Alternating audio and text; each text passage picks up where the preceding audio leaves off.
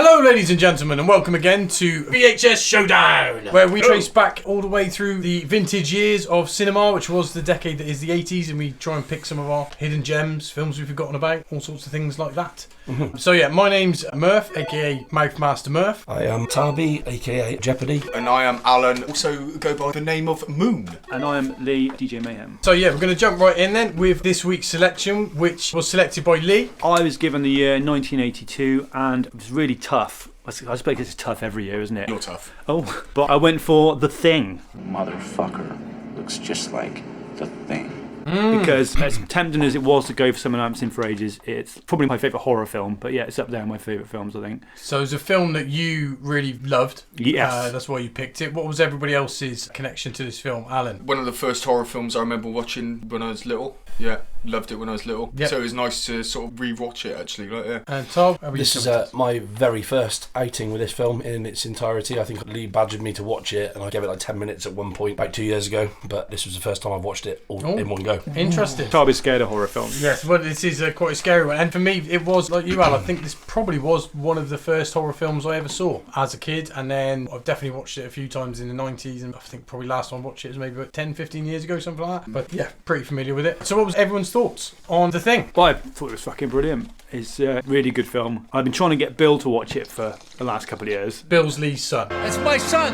His 9-year-old son. Yes. Is he in counselling now? Or? We watched the prequel about 6 months ago and he was like, nah. Is that the remake? No, it's not a remake. It's a prequel. It's about the Norwegian camp. I don't even think I know that film exists. What's it called? The Thing. The Thing. Really confusing. So just for the audience at home, Lee, do you want to just give everyone a brief overview of what the film's about if nobody's seen it? So there's this dog that's being chased by a helicopter in the Antarctic. The helicopter like shooting at it. They get to this research base that's quite isolated, and the helicopter pilot tries shooting the dog, and the helicopter pilot dies.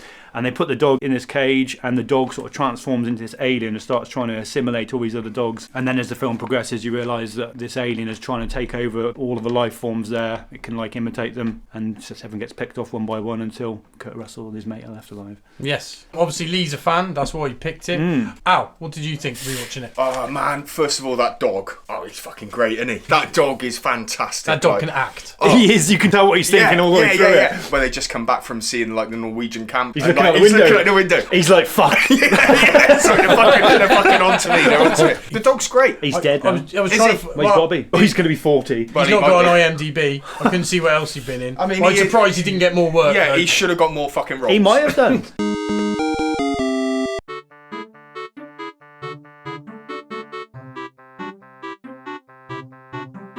The bit of the window, walking down the thing, because like it's so quiet. It's so like real quiet, and like you can feel like the seclusion or whatever it is. The isolation. Isolation. That's what I wanted, Lee. Yes, the isolation. Ah, it's great. He was great. I wrote so many fucking notes about that dog. I think I just wrote everything about the dog. I think you need to get a dog. I don't want a dog. Have you got any other notes? No. Right. It's all the dog. I've drawn a picture of a dog. Do you know what? Watching it again, because I mean it's been the first time I've seen it for a good like 10 years or something. I was just like smiling all the way through it because I've forgotten how fucking great it is. It is class, isn't it? It is. And like doing this and getting a chance to like rewatch those films that I probably wouldn't sit down and rewatch again. Yeah. But like, yeah, man, just like absolutely loved it. I love it! When you first get to see it as well, when you get to see the thing, you know, with the dogs, and it's fucking insane. Like the tentacle noise, man.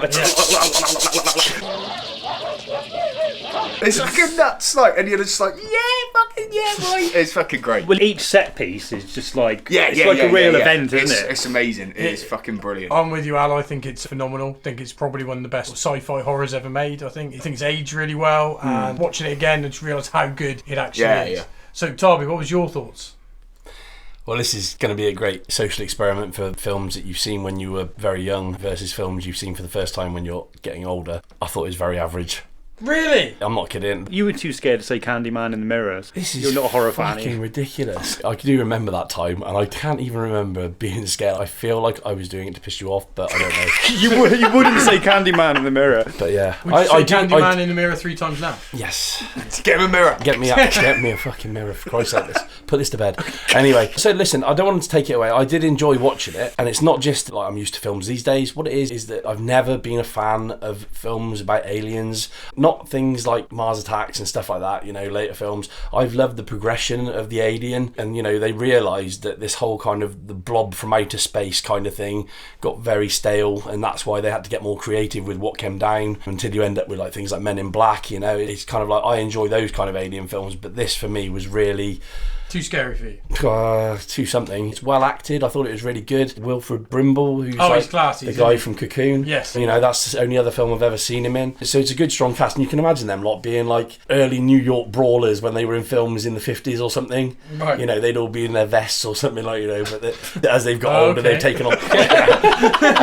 Wilfred Brimble, I bet he can handle himself. But anyway, the point is, it's a well acted film, and it's pretty raw. It looks good. Well, what did you like then? I'm not saying it's a bad film. It was just very average for me. I didn't sit at the end and go... You wanted it to be more like Men in Black? No, I knew it couldn't be, but I wasn't expecting it to tick all the boxes of like a tentacled kind of body-bursting alien. I thought like the effects for the time were pretty cool. The dog, the face-splitting thing, because I've just finished watching the new Stranger Things series. And Stranger Things has obviously ripped off loads of the thing. A demigorgon kind of thing when the dog's face splits open. There's a lot of good work in there and everything. I was entertained for a bit, but I wasn't blown away. I seem to be massively outnumbered by three guys who've seen it when they were younger. Well, interestingly, when it came out, it did get panned by the critics, and it was only in the 90s when it got released on video and got a bit of a cult following. Exactly that. I can see it having a cult following. Yeah, definitely. And then people sort of realise actually it is a bit of a masterpiece. Obviously, it came out I think 3 years after Alien, so it was influenced by that whole sort of Alien thing. But I think one of the most interesting things about it is the alien in it. There's nothing ever like it before or since, really, is there? No, but obviously, like Stranger Things has definitely pulled a lot of influence from it a little bit. Like in season 3 with that monster amalgamated out of other bodies and taking people over sort of thing. I don't remember actually thinking that's what the thing looks like. What point do you see? You don't. It's like a spider, and well, it just changes, doesn't it? It uses the genetic matter of whatever it takes on. It's like the Blob, innit? It's just like some fucking amorphous sort of thing that just sort of like takes on the persona of whatever it latches on. It does lead to some pretty like Venom. Yeah. Creating that kind of monster does leave you open, like to some pretty gory moments, like the skulls and everything, and all the mutations. It's pretty gross. I think special effects when it comes to 80s films is probably up there with American Werewolf. American Werewolf London and that are probably the two greatest special effects films, isn't it? There was only one bit of the special effects that left me a bit like. Was right at the end when it's like quite large. Yeah, it reminded me. It's very static. Isn't it? It reminded me of Red Dwarf. The polymorph. Polymorph. And it was just like it was quite cumbersome and it was like really weird. Because that was reshot because they had created a sequence of stop motion for that originally. Oh, right. And it just looked shit. So they refilmed it. Yeah. But all the other set pieces, the dog, his hands being bitten off. The used a real amputee. Yes, did they? A real amputee, and they crafted a mask of the guy's face and stuck it on the amputee's face. Right, okay. Yeah, that whole bit, and obviously with the head coming off and then turning into the spider, and then you've got to be fucking kidding me, line. And there's lots of funny bits in it. I did find myself laughing a few times throughout it. I do think it's kind of got that black comedy edge to it at times. I think I laughed at the wrong time. There's a point when Blair, like the Cocoon guy, grabs Gary, the main guy, and he like puts his hand on his face. Yeah, it's horrible, that is. He looks like he's wearing a fucking marigold.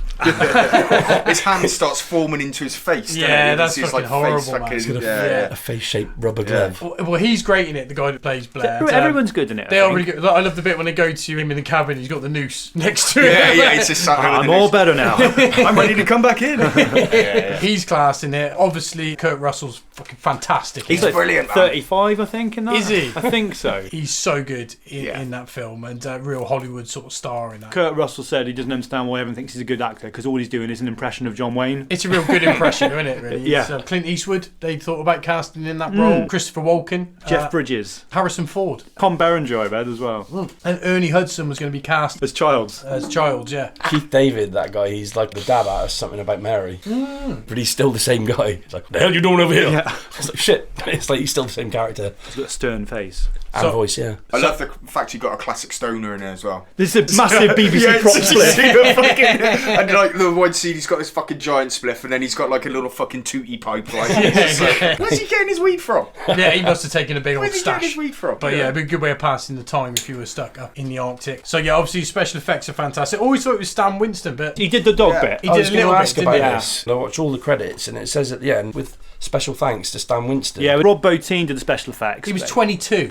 What Rob Bottin was 22 when he got that job.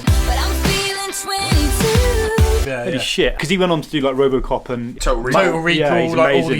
the 80s. Seven. Because didn't he have a nervous breakdown? He ended up in hospital. Yeah, 'cause yeah, had when he to was do- making this. I think he massively underestimated. Because he wanted all to the act in shots. it as well. He was going to be in it. Yeah, he was going to play Windows. Was it, the one guy? Yeah. And then one of the other special effects guys said, if he's in this, I'm quitting, because he just knew how much time it was going to take him. Yeah. So yeah, they got Stan Winston in. Yeah, because if you Google it, it says like part of his best known is The Thing, and I was like, hang on a minute, what? If you're best known for it, surely you must be credited. He's only thanked. I think the fact that that lad was 22 That's nuts. when he did those special effects, and they're probably, you know, still some of the best puppetry sort of gore. The best bit is when that head is pulling itself along. It's like, Oh yeah, and the how tongues. the fuck?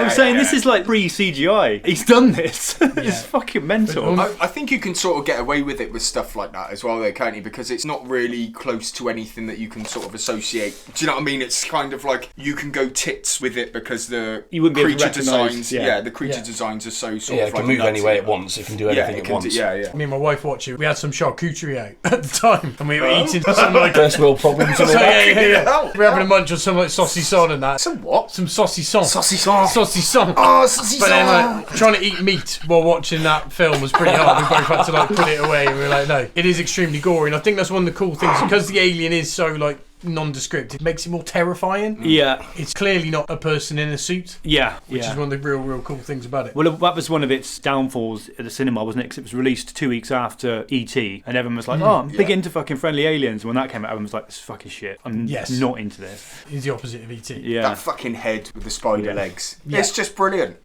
The comedian like whoop with a grenade behind. Yeah. Yeah.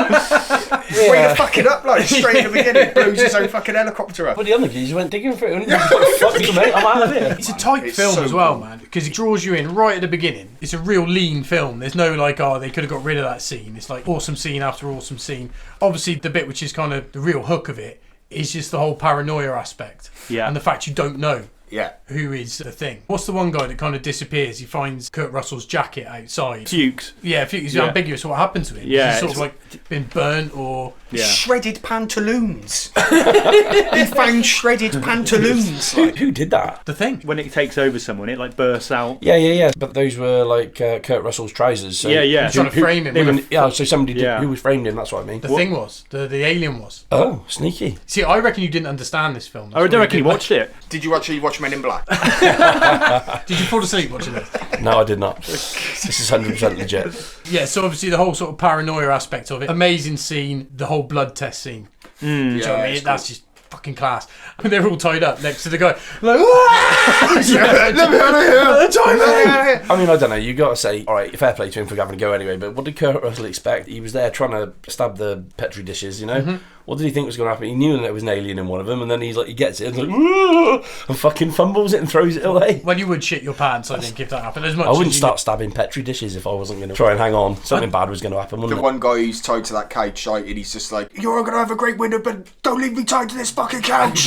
He's like fucking going absolute tits about it, like. Well, yeah, well, you would be, wouldn't you? Eh? So, yeah, that whole sort of paranoia aspect. And then, obviously, the ending, because the ending is quite ambiguous, and there's lots of fan theories about the ending. The one fan theory is when he gives him the bottle of whiskey at the end, inside of the bottle of whiskey isn't whiskey, it's petrol, and when he drinks it he's like, cheers, because the alien wouldn't know what whiskey tasted like. So when Kurt Russell laughs, it's because he knows that he's the alien, because he's just drank petrol. yeah. I love that as well, because he's got the Molotov cocktail bottles beforehand, Yeah. so it would make sense that that's what he was doing. But it's supposed to mimic you exactly, isn't it? Yeah, it would mimic him, but it wouldn't know what whiskey tasted like, would it? I don't know, I thought it would just take you over and it would know everything that you knew. Well, that's the other question is, does the person, if No. you are the thing, do you know you're the thing? Do you not know until it needs to change? Well, the bit I always find a bit confusing in it is that, you know, the one guy whose chest like rips open, he gets knocked over and then he's like having a heart attack or he's a bit ill or whatever. Yeah. But is that, what was the thing's plan Well, with I that? think Was he just trying to distract them all? The or? thing replicated him perfectly and replicated whatever heart defect he had. Oh, right. So he had a heart attack because the bloke had a heart defect. And when he like defibrillated him, he didn't like it. He was and like, "Fuck came it," back- yeah, came yeah. back in, he was like, fuck, yeah, and sort of bit him.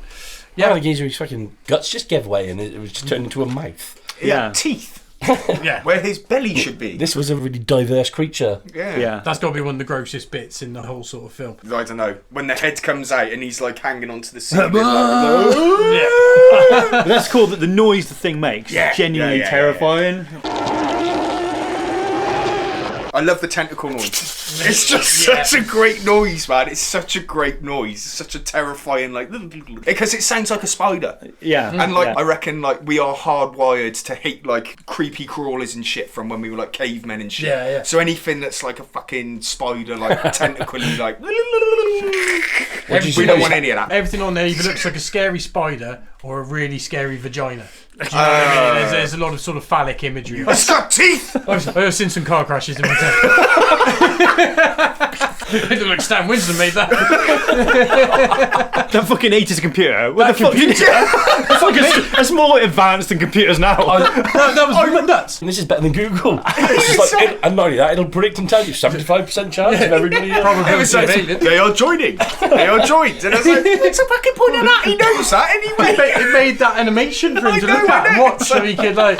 I feel like that was for the audience's benefit. That computer was a silent star of that film. But the animation's wrong as well because it absorbs like the thing if it doesn't create a copy, so it doesn't quite fit in with the way it works anyway. I worked it out years ago, and I think it was like 27,000 hours. I think it worked out at like 2.5 years or something. Yes, I think it is something like that. What was that for global? To take over the world, yeah. I mean, you'd have to account for the fact, though, that how long would it stay there undiscovered? Because, I mean, we know they freeze. Well, it's building a ship, though, isn't it? Is that what that was? Because that was in Blair's underground cavern. So he must have been there for a while doing that. Well, he dug a hole. The thing dug that hole out, I think. But how long had he been in there? Exactly, yeah, not very long. No, he done it pretty quick. He wasn't fucking. Fuck off. Yeah, but because he was in there for like a day and a half. He didn't just build a tunnel. He had like a snap-on fucking kit down there to build like a fucking ship. That's what I'm thinking. He's either dirty and he's been up to it for a while. I think he did it in a day or so. No, he lit it up. It was lit. He had electrics in there. But he's a clever alien, isn't he? He's fucking. Hang on, was he an alien then? It wasn't a man trying to build a UFO to fucking escape. Well, that brings me on to my next point. Is that fucking size of that UFO? I mean, all right, it was little. It was impressive that he dug a cave, but it was a small cave. Yeah, but he would just put a bit of himself in it, wouldn't he? That's he could right, just like literally take his own head off and put it in there. And what, let the rest of himself die? Well, I mean, the rest of himself wouldn't die. He could carry on without him, couldn't it? He could put his fucking hand in there. I don't know. Because like even the blood, when it hit the floor, the blood like shoots off on its own, doesn't it? It's like a tiny little bit of that thing. So at that point, then the thing was in 2 people. Yes, they did say in the film that it only takes like a particle or something to get into you. But then it also said that each bit like is on its own agenda. That's why he was saying that when he burns it, it wants to survive. Yeah. But that guy's like, you've got to be fucking kidding. He's a thing there when he says that. So he stitched the other alien up anyway. Yeah. But he doesn't know what whiskey tastes like. I'm with Lee on that one. Even if it's not canon, I do like the ambiguous idea that he gave him the gasoline and that he knows, and because he's fucked then anyway, and he's nothing he can do. That's the thing. I mean, that film would leave you feeling one or two ways. I feel like, you know, that help is on the way, or that it's hopeless and they're dying. And I didn't really get. It is bleak. Isn't I it? didn't get which one it was though, because they were alive and well, but they were fucked for transport and communication. It was like, you know, snuffing out your own light at the end or something. It was like, where was it going to go? Well, they're both going to die, aren't they? Because they're freeze to death. They said that none of them are going to leave. They said that we're not getting out of this alive, didn't they? Yeah. I was going to say you might just let it kill you if you thought the Mind you, other Kurt they Russell were probably could have survived because he was fucking nails. Well, yeah, he's Kurt Russell. He's fantastic. fucking Well, if you could kill it by shooting a dog, you should be able to take a bloke's head off and kill it. No, you have to set it on fire, didn't you? Also, he's got a 4-cornered hat, much like a pilgrim. I kind of like that though. The fact that if you look, they're all like wearing mad shit, but it's like if you've ever been on holiday with a load of blokes and there's no women there, you do shit like that. You just wear fucking whatever. It looks like a prospector. That's the thing with the film, isn't it? It's like Yosemite Sam. There's no women in the film. It would have really changed it. It would, yeah, because it's like no one's posturing. It's like we had that class at school, a technology class, and there were no girls in it, and everyone just didn't have to show off. Everyone just acted like twats because there was dicks out. no dicks out. That's a shame. That's a shame. That's a real shame. That's what's going to happen in the Arctic after a while, isn't it? That's what's going to happen here. A man gets lonely. But yeah, if there had been a female there, then they would have acted differently. Yeah. It would have completely changed the dynamic. I haven't seen the prequel, but Haven't I you? think, no, there's women Well, in it. Ramona Flowers is the protagonist of the prequel, and the prequel is quite good. The CGI is dated badly. Oh man, they should have just used Well, like... they filmed it apparently, and they just used all practical. And then the boardroom decided after the film was in the can, and they wanted to put CGI over it all, and it just looked like shit, and everyone went fucking mad. And it's not great. It's all right. You need to watch it, really. And Yeah, you, no, well, I will check it out. I swear, I think I've seen it. You told me you've never fucking heard of it a minute ago. No. I've never even heard of it. Was it like 2010 or something? It was something like that. I quite like that there was no love interest. You're a man's man, aren't you?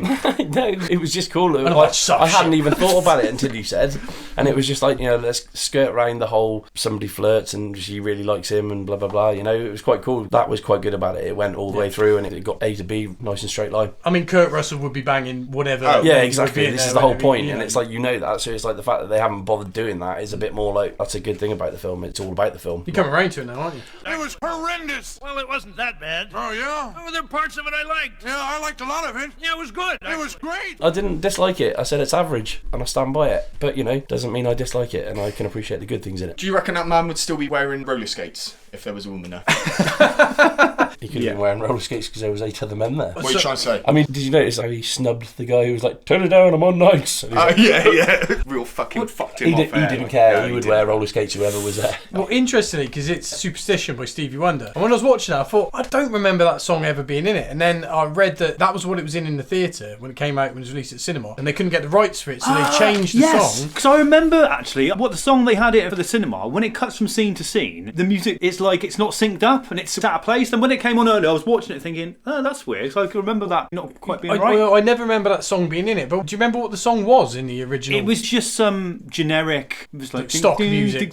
Yeah, it was a bit like that, but with no vocals in. I really didn't remember that being in it, but the soundtrack is fucking class. Didn't John Carpenter write that? No, he didn't. No, it's Eno Morricone, Enrico Morricone, yeah. the guy who did all the all of that. Well, he's famous for doing all the westerns, you know, like The Good, Bad, and the Ugly, and all that sort of stuff. They never asked John Carpenter to do the soundtrack for this. I think he had done some tracks which eventually got used in The Hateful Eight. That's really interesting because Hateful Eight is a load of blokes stuck in a fucking cabin in the snow, and they're Yes. like, "What music should we use for this?" Oh, we'll use the extra bits from the thing. But it's got fucking Kurt Russell in it as well. Yeah, exactly. And it's a very similar sort of premise to it. So he wrote a soundtrack, and he said he wanted to make it sound like John Carpenter had done it. But it got nominated for like the worst soundtrack It did, that year, which yeah. is ridiculous because it's brilliant. There was a magazine that had said this is like the worst film ever. Everyone hated it, didn't they? It's nuts, isn't it? Because it is like, I know Tyler doesn't necessarily agree, but I do think it is a horror masterpiece. And I think it's inspired, even music-wise. I mean, again, come back to Stranger Things, but with the whole sort of synth soundtrack. But John Carpenter's whole thing, all his films are real bleak, aren't they? Yeah. They're real like,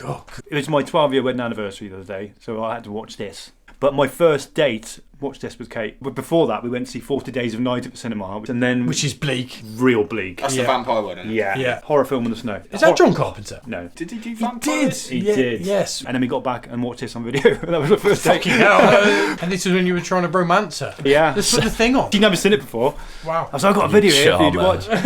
And then VHS and chill. Yeah. So yeah, just my 12-year wedding anniversary, we got to watch this. So before it, we had 3 glasses of champagne, and I was fucking para. And I'm going to fucking puke. So I went to go and lie down in the toilet because everything was spinning, and then I went upstairs and I fell asleep. So anyway, she comes upstairs at 10:30, was like, I'm going to go to bed now. And I was like, oh fuck. All right, okay. And I was sober then, so I just got up and did some paperwork till midnight, and that was it. and I just watched the thing literally like an hour ago. Happy anniversary. Happy anniversary. I just passed out. And I just spent £100 on sushi because we were going to have like a big meal at home. I didn't eat a single part of it because I felt sick and went to bed. £100 on sushi? It's fucking expensive. That is, I mean, was it a lot of sushi? It was quite a bit of sushi. Did it get warm? Well, I think Kate's got it in the fridge when I get home tonight. Oh, that's... It was last night. Yeah. I guess it'll be alright. Yeah, it's fine. We'll find out. We will. You shit the thing out, and then she comes out your ass the day out. You imagine that happened. You would scream like fuck. Would it take the shape of a stool? Or would it actually to come disguise out, itself? Yeah. Or would it come out the size of the thing at the end? I think if it was in you, it wouldn't need to disguise itself anymore. It's True. I was full on expecting that Red Dwarf had nicked something from this. Yeah, it is one of the polymorph episodes, but what's the one where it's bursts out of a can? Emo Hawk polymorph, isn't it? Emo Hawk is like the sequel one, isn't it? Dwayne Dibley and all that. He turns him into Dwayne Dibley, and he turns the other one into... Give Keisha a chance. Yeah, That's it, fucking yeah. fantastic, that is. His fucking slogan. It's fucking brilliant. We'll hit it with a flyer campaign. It's fucking brilliant. It's fucking class. We are way off on a tangent here. What else did people like about it? The title card, when it's like all burning through the screen, that's fucking cool. Do you know they made that? Isn't it like they had some acetate that they set fire to or some shit like that? I heard it was a black bin bag, but I might be maybe, wrong. yeah. No. Well, it's got the same opening as Predator, almost Yeah, identically. yeah. But I did think it was unnecessary. The UFO at the beginning. I would have preferred if they just had the title card and got in. And the UFO looked a bit crap, I thought. Was It's quite forgettable. Yes. I never remember the UFO at the beginning. And then I saw it the other day and I was like, that looks a little bit weird. What was interesting though with the UFO is, do you think like that was some other aliens And the thing had got on that ship and was wiping them all out. That's why it crashed. Yeah. Is that why it went away from the wreckage, do you think? It was getting out. Getting out of the wreckage. Yeah. Oh, that would be cool, wouldn't it? Yeah. This is technically a remake of the 1950s B movie, The Thing from Outer Space. Yeah, which was a remake of the 1938 book, Who Goes There? Yes. But I think Who goes there? I've seen that B movie because they used to show B movies on BBC Two, like in like the 90s. I remember I watched it, and it is literally just a bloke in a rubber suit. Yeah. It wasn't like a shapeshifter, was it? No. But I think the John Carpenter version is much closer to the actual book. Yeah. I think than that one was. It was like a novella, wasn't it, the original book? But they found it had been from a much bigger manuscript that had been trimmed down in like 2019. And they did a crowdfund to release the actual cool. book. Yeah, I've not read it, but that's why. I know that the original director for the film was the guy who did Chainsaw Massacre. Tobe Hooper? Yes. Terry Pooper. Tobe Hooper. Yeah, so Tobe Hooper was originally going to be the director of this, and then he left this, and I think he did Poltergeist instead. Oh. Which that was obviously is Spielberg, same year, wasn't it? Sort of connection, yeah. And then they obviously approached John Carpenter, who'd done Halloween. That was one of his first films, wasn't it? But he'd written loads, John Carpenter, before. Escape from New York and Fog. The Fog. Yeah. The Fog, man, yeah. It's such a fucking great film, John Carpenter. Mouth of Madness is fucking great. Yeah. John Carpenter Prince film. of Darkness is I've never really seen good. that. That's just good. It might crop up on this one. I know that one of the other music cues when they're doing the scene with the dog, there's like a low hum, like a. So apparently when they first edited it, they didn't have that music on there, and the whole scene felt a bit flat. And then they added that sort of low, which I think was the noise of like a washing machine or something that they pitched down to make it sound really unworldly and sort of the whole use of sort of synthesizers. I think was really good with that. The way it made it just feel a bit, just gave that sort of otherworldly sort of feel, didn't it? My dad bought it me on VHS when I was like 13 and watched it so many times. But the bit where they punched the guy out of the cocoon, the punching sound effects like it's like a real shit stock punching Kurt sound. Russell just comes over and punches him like a couple of times. And Does he say good punch as well? He does. He says, One he says bloke, like, good punch. or good shot or something like that. They kind of like lift him up into the air and then he's like, he catches him on a downward, doesn't he? He's like, that's a bit dirty, isn't it? Gravity's already against him, mate. He's going down. I mean, he's old. He looks a bit old. He does, but I love the way he's just like shooting at him as well. He doesn't give a shit, does he? He's para. Oh, he's isn't he? doing that like proper like gunslinger. He's like, like, I'll kill you. flinging his gun about. Like. I think the only thing I would say I felt like it was dated was the editing choice of the fades. There's quite a few fade to blacks in it. And the one was good where the dog walked in, but there was a few later on, it's like... You know when the dog walks in on the bloke, at the beginning, he comes down the corridor and then walks in, says the shadow of the guy. Yeah. The shadow is someone who isn't even in the film. Because John Carpenter wanted to keep it really ambiguous. He didn't want anybody to know who it It's was. him. Fucking hell, that really confused me because I've tried to imagine who it was and I could not figure out who the hell. I think it was just a random one of the crew, and he was like, "You go and do it," because he didn't want anybody to be able to guess who it was. I didn't like. This is something that I didn't get on. No, something that I didn't get on with it at all. Was how long people took to die. There was too many people stood and let it just attack. You would be shitting your pants, though, wouldn't you? Yeah, but you would shit yourself in every other situation that's ever been filmed and put out, and people fight back. There's at least two that I can think of that just stand there and look at it. Like that Gary at one point, when Blair wears his face like a glove, just stands there and let him does it. You're not going to be able to do anything. No, not once he's got you, but I mean, it's just they stand there and stare. He was kind of going like that, though, wasn't he? I think the thing got a tentacle like down him, I reckon. When its head came off as a dog, it was like squirting acid or something over one of the other dogs. Yeah, that was cool. It's like trying as a like defense mechanism, dissolving him or something. Imagine it's like it's stomach acid. What have you got to say about that dog, Al? I think he played a blinder. He was real good. He takes being wet very well. He looked like he didn't want to be there, didn't he? Well, he wanted to get away. Does a dog want to be squirted with some sort of acidic gel? I feel like he was probably rewarded with a romp in the snow afterwards because he is a great big bone. A jumbo bone. Like the one off and showing the kids. It made me really sad though that he was trying to get out. He's trying to bite that cage. Do you know what I mean? Yeah, That was something real sad about that. You know, he's desperately trying to get out, and also the dog with an axe through it that Blair had killed. So it's always sad when a dog dies. See, I don't like gore for the sake of gore, but I can watch anything. But I don't like animals getting hurt and kids dying. Can't do that. No, so even I was squeamish at that. I was like, balls. Yeah. I didn't want to see what was coming next. It is proper gross out, isn't it? It's up there with Evil Dead for sort of like gross out. I think like being attacked by the thing is probably the worst thing that can happen to a person. Alien. The thing would be worse. Do you know what I mean? Alien is like bursts out of your thing. It's just like dissolving you and it's like doing all kinds of mad shit to you. I think like being eaten by a shark, by like Jaws, would probably still be one of the worst. Like being in the water and being eaten by one, that would be fucking horrible because it would take longer. I think at least with the thing, you'd be absorbed. But if you were like in the water and a great white was eating you, I think that would be horrendous. What about Jason ripping your arms off? And beating you to death with your own arms. Is that fucking Jason Hicks Manhattan or whatever? Punches that bloke's head off. There's some horrendous 80s deaths, isn't there? A real bad 80s way to go would be like that bird in Superman 3. Oh, that's terrifying. Oh, the robot woman. Yeah, that terrified me. That scared me when I was little. I don't know Yeah, anybody who yeah. saw that film that's our age that isn't traumatised by that. Well, the scariest things I remember from the 80s were that scene with the lady getting turned into a robot. You're going to love editing this. It's funny slips. The bit from Flash Gordon when they put the hand in the hole of the thing. Yeah. Hey, you know what? Terrifying. I've not seen Flash Gordon. Have you not? Oh, man. Well, maybe it'll crop up. Maybe. And then the other one was in Wrath of Khan with the fucking little thing. It that goes in his goes ear. Yeah, man, that was fucking horrible. Yeah, Fucking- it terrified me as a child. Although I watched that. My mum had it on the TV at Christmas, and she was giving me dates. Bad I dates. swear to Christ, that bit was on TV, and I was like, right, that's date's gone. Bad dates. like my charcuterie. I bet you fucking manned up and ate it though, didn't you? Oh yeah. Can't wait till the film's over, and then I polish it off. I think it was a good length. You've heard that before, haven't you? That's kind of why I mentioned the love interest, is because it didn't skirt around anything. It started and it went through the story and it got to the end and it was all wrapped up. There was a beginning, there was a middle, and an end. No, well, that's the thing. I just didn't think about the love interest until you said, but it was quite good that they didn't have anything like that in this film. It didn't need it. You just wanted to see the monster, see who killed it, see who got killed. And you know, that was it. It's And tight, man. It's a tight film. It was good. Yeah, that was good about it. A couple of weird edits in it, I thought, or like It's a dated edit, isn't Yeah. it? Or maybe not dated, but inexperienced and early editing. there was the one where they were doing the blood testing and they like burnt that dude in the corner, He's like, and the guy runs out so.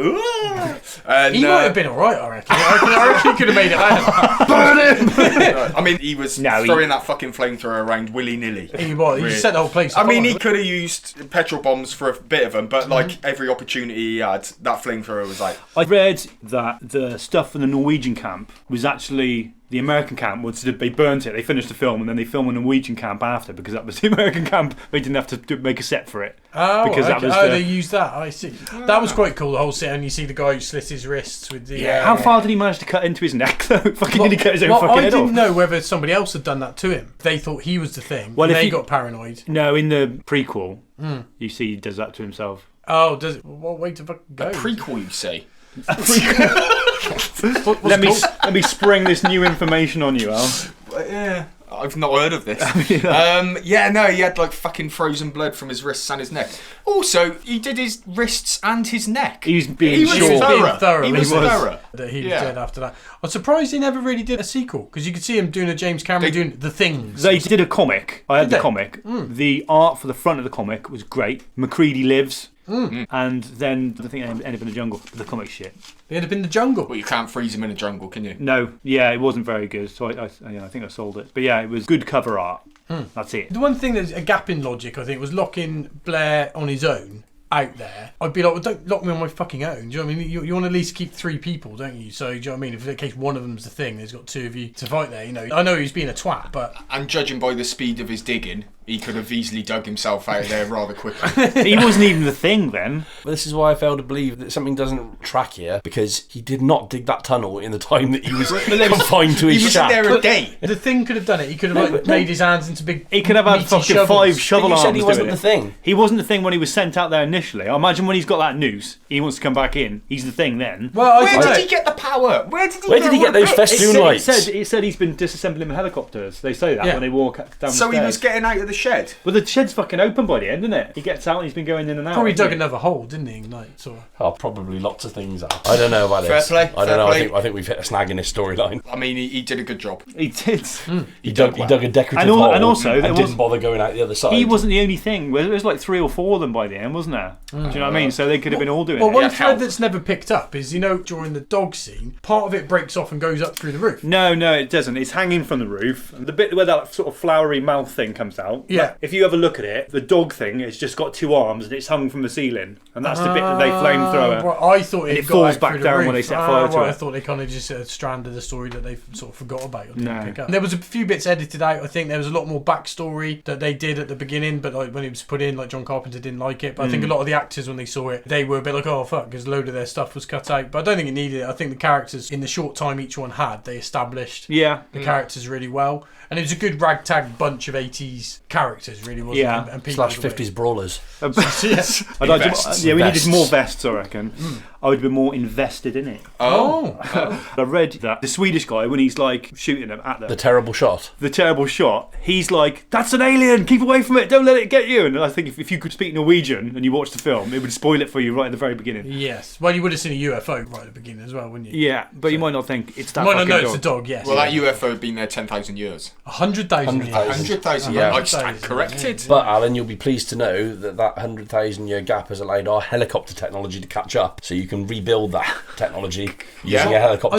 I think he was just making something that flew, but using the helicopter's A drone. equipment. Yeah. He just needs to get out of there. He doesn't need to Could go he back get into into space. outer space using a helicopter? No. I think he was trying to get to the mainland, wasn't he? I think he was trying to. He's just trying to get away from them. Yeah. Everyone's trying to kill him. He's like, I need to get out of here. But a surely, monster with a conscience. surely his main goal would have been to get Unawareness. back into camp to kill everyone. Well, no, he's vulnerable, isn't he? If they're all trying to kill him. Ah. Yeah, I think he was trying to get to like more people, so Yeah. he could blend in and He picked a fucking hell of a place to crash, didn't he? He did. When they still had the helicopter, I think, I remember thinking, hang on, they're tipping all their fuel away. They tipped an awful lot onto the one guy, and when they set it on fire, you would have thought that you would have seen that from fucking space. Because they put so much on there. But it was just like a magician's fucking poof light. Like, that's it, isn't it? Okay, so I think we'll get to scores then. So obviously, Lee, it was your pick. Do you want to go first with your? Yes, I think before watching it this time, I would have given it a 10. But I think just being as objective as possible, you can see now that it started to ever so slightly date with the editing. Oh, I don't know. It's like a 9 or a 10 for me. It's tough. How about 9.5? Yeah, I think I'm going to go 9.5 just because of the editing is dated. Room for improvement from Lee. Of 0.5. Yes, not much Not bad, improvement. that's not too bad. No. I've got to go 9, only because like that monster at the end just sort of was a little bit like, oh man, that could have looked. It was could have looked a little bit cooler. anticlimactic. It was. End fight, wasn't it? Yeah. But yeah, no, I loved it. Just one of my favourite horror films. Absolute classic. Kurt Russell's fucking fantastic. Yeah. Just, brilliant. Loved it. I think I would have probably given it a 10, but I think everyone's raised good points. So I would say 9.5. I do think it is probably, it was one of the best films of the 80s, one of the best horror films, one of the best sci-fi films, and just the special effects. Yeah, some bits have dated, but generally they're amazing for the time. So yeah, it's 9.5 for me. So what about you, Tom? So I'm going to be generous on this because we've brought up the fact that you can't help it. Watching a film, 82. It's 40 years old. Yeah, watching a film that I haven't seen before when I'm like 42 now, it didn't float my boat. I don't like alien films like that in general, so I can't help it. This is an honest critique. But it was easy to watch. The acting was good for its time. I like the style. But I'm giving it a 7. Well, that's more than I thought you were going to say. I was going to give it a 6. I had a 6 in my head, and then you said 0.5, and then I thought, do you know what? I've got to give it its dues. It's 1982. It's new for its time. I don't think it's aged well. Watching it now, I don't find it to be interesting. If all the cast were wearing a vest, would you have given it a 7.5? If it was set in the 50s. Vest and pants, like when No, you no forget your pants. PE Where's kit. that come from? Well, when you forget your PE kit No, at school. they're like sort of Vest like and pants. No, And plimsoles. like They can't do that now. no, like cream chinos, like a sort of pair of greasy braces. Yeah, brawling in a street. Nice. 50s brawlers. Cream chinos. It sounds like a biscuit or something. Sounds like a porno. Cream Gino. That's 2 business ideas. You don't want to So pay anyway, cream yeah, a 7 for me. Watchable, but wasn't groundbreaking for me because it couldn't be, and I never watched it at the right age to be influenced by it. Which is funny. You guys mentioned American Werewolf in London because I did see that when I was 4. You're odd. Which I did as well. At the cinema. on my own drove myself there. In a vest. Dressed as a 50s greaser. So yeah, that I did watch, and that has stuck with me my whole life. It helped desensitise me to horror films. Not Candyman, And though. get me a fucking mirror. Yeah, get him a mirror, man. I And, want to see him do it now. And yeah, was it anything to sort of get too excited about? Sorry, nope. But would you advise anybody who hasn't seen it to watch it if they want to explore the 80s? Yeah, definitely. You know, why not? Obviously, it's had an effect on a lot of people, and it's an all right watch. It's just like I said, I looked for something to be a bit more exciting, and it wasn't. But you know, it's not for me. Not for me. But it might be for you. So watch it. Cool. So yeah, generally really, really positive for the thing there. So the next person to pick a film was Alan, and we randomly generated the year for Al, and he was given 1980. I was given 1980. Oh yeah, this is going to be interesting. Yeah, there was quite a few on there actually that I wanted to do. Go on, chuck us a couple. So one of the ones that I remember, like my mum used to watch quite a lot, was The Fog. It was mentioned, but then of course John we already, Carpenter. John Carpenter. Yeah. Superman 2. Yeah, classic. yeah. You know, General Zod, wasn't it? I think Yeah. it was. It's a good one. But I've decided to go for something a little bit different, right? Okay, and it's going to be a bit of a love film, right? Okay, right? Lord. Okay, a sci-fi / love film, Right. right? Starring Superman himself, right? You're building the fucking hype up for this. Somewhere in time. Somewhere in time. Somewhere in time. I've never even heard of it. Oh, this is it. This is it. This is it. I've never seen it, I've never seen this. but I've not even heard of it. I've never even heard of it. I see like memes of this come up a lot, and I've googled it a lot, and I've always been like, I've never seen that. I wouldn't mind watching that. So he's a time traveller dude. That's all I'm going to say. Right. Okay. Interesting. Yeah. Wow, this is certainly taken an interesting turn. Yeah, this is what it's all about. Really digging in them VHS crates for this one. What? I mean, somewhere in time. I want us to get sexy next week. I want You want vests? I want vests. I want Now oil. we're talking. I want oil. I want it all. Oh, hang on. Right, okay, so next week's film then is going to be Somewhere in Time. And it's going to be new ground on the podcast because none of us have seen this film as far as we're aware. Cool, well, I look forward to this. Okay. And so, yeah. So we've got to pick the next one. So the next person up yeah. is Tarby. So let me get the random number generator up. Right, so ready then? We're going to try and generate the year for Tarby to pick. And it is, 1987. That's a killer year. That is absolute fire that year. Yeah, 87. That is a that's a good year. I think man. that's probably the best year for the 80s. Oh, well, we This should is do a gonna be a podcast about that. A stonker of a year. I know what I'd be picking. So have a look at home.